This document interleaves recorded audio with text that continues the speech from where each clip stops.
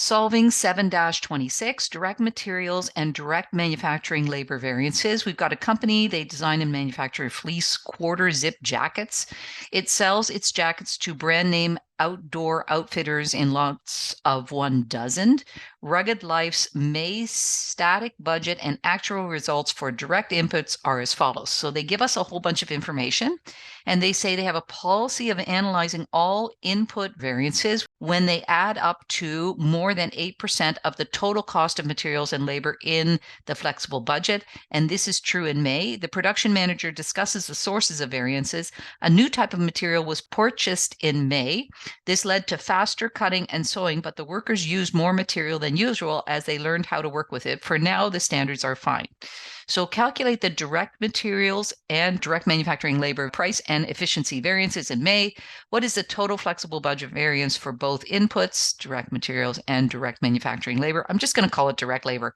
Combined, what percentage is this variance of the total cost of direct materials and direct labor in the flexible budget? Comment on the May results. Would you continue the experiment of using the new material? So down here, I'm going to use the diamond approach like I always do. It just copies for both of them. I do call all of them price variances, whether it's direct material or direct labor. I call it all efficiency variance, whether it's direct material or direct labor. I don't care. I'm not going to call it direct manufacturing labor. It's a mouthful, and I just can't be bothered to do that. So number of jacket lots, don't forget 1 lot equals 1 dozen.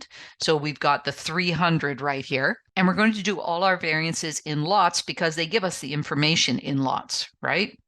So number of jacket lots sold. So again, it's all in lots, so we're going to use lots.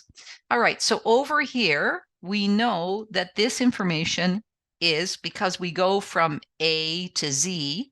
So I know this is the actual price, and this is the standard price. Oops, standard price. And I'm going to take here the actual quantity. Okay, I'm going to take this information. There we go. And I'm just going to transfer it right up here. So I'm just going to copy it right here. And I'm going to take this information, the standard price, and I'm just going to transfer it right down here.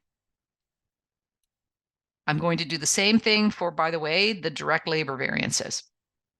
So right here, I can see that the actual price, and they've got it right here. This is actual total direct inputs. So direct materials, they used 6,500 meters at $4.85 per meter. So we know that this is $4.85 per meter. I'm not going to put per meter because I'm using per meter. The standard is $4.65 per meter. And I need to know the actual quantity, and direct materials was 6,500 meters. Now, because I have that information, I can stick it right in here. And I have this, so I can put it right there. The only thing I need to calculate here is the standard quantity. And I want to remind you that the standard quantity is equal to the actual units produced. In this case, it's lots produced. So we'll just say actual lots produced multiplied by the standard meters per lot. So this is a calculated number. So the actual lots produced, we already know what the actual lots produced. It's 325.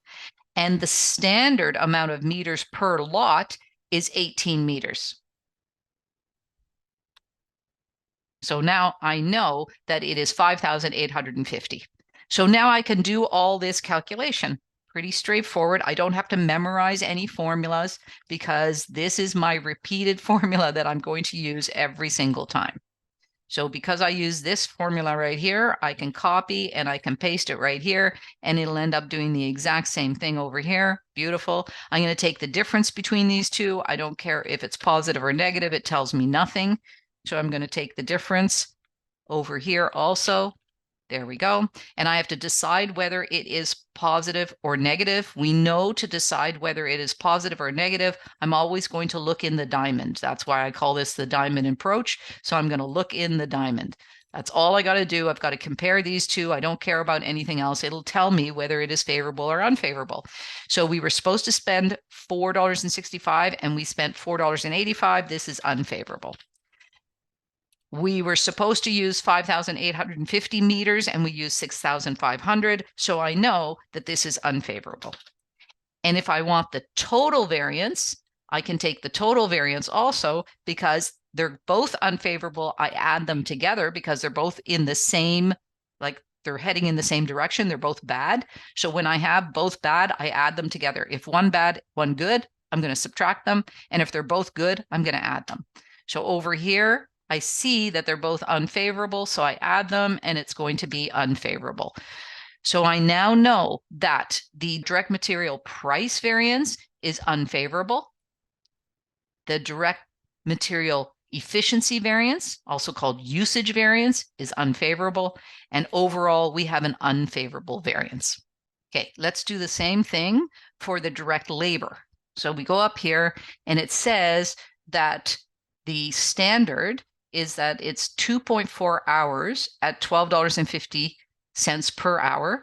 And then the actual was 715 hours at $12.60. So I've got $12.60. So I go over here.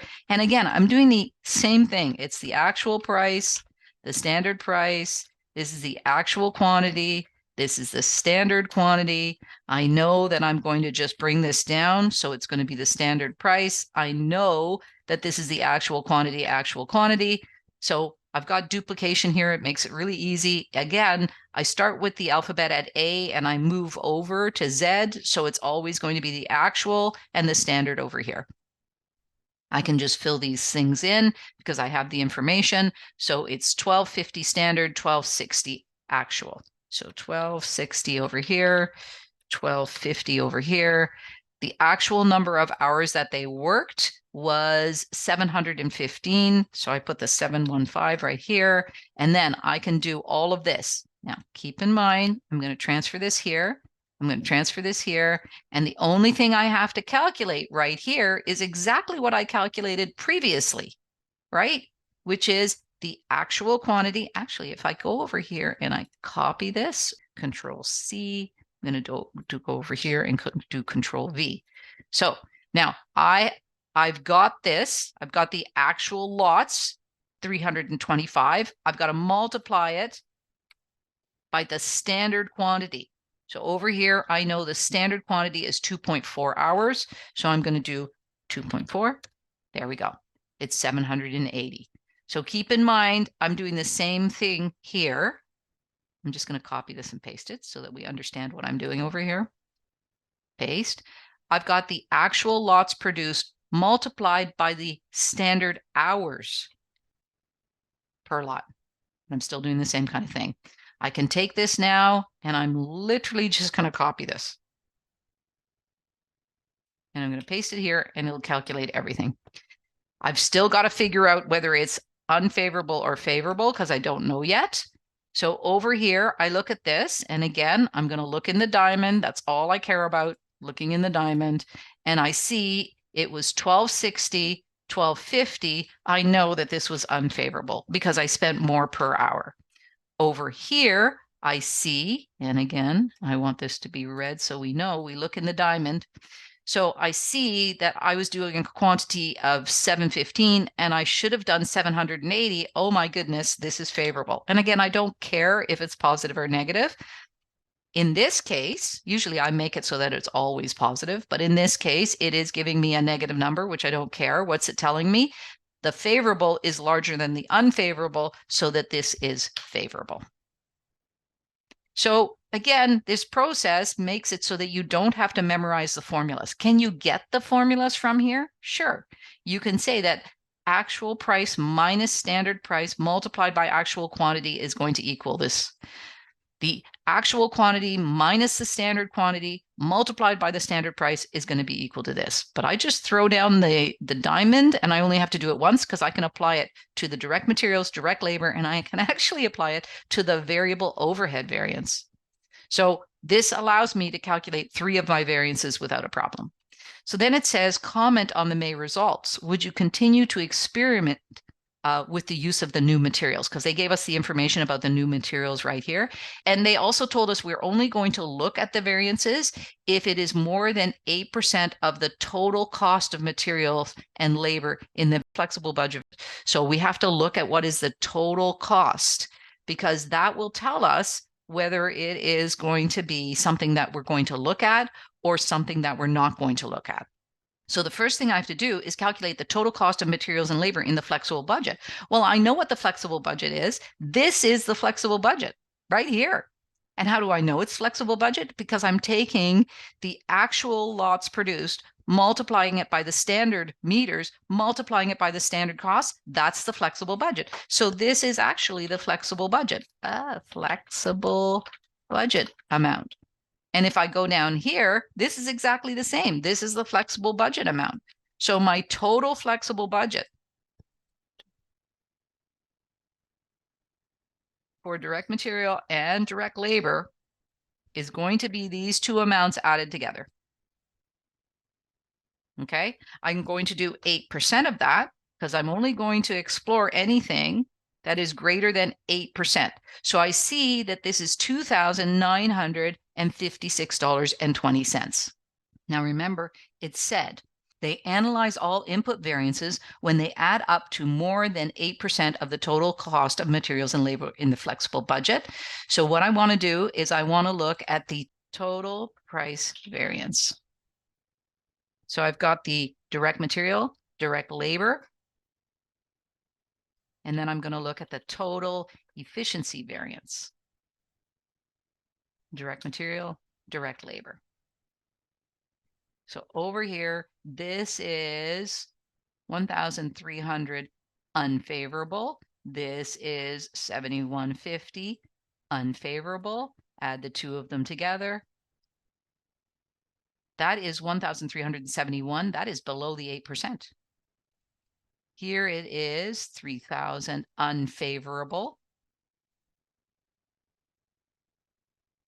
Here it is 812.50 favorable. I'm going to take the difference between these two. That is $2,210, which is still under the 2,956. And don't forget that's unfavorable. However, if I take the total variance from both the efficiency and the price variance, this is unfavorable. This is unfavorable. My apologies. I didn't say unfavorable.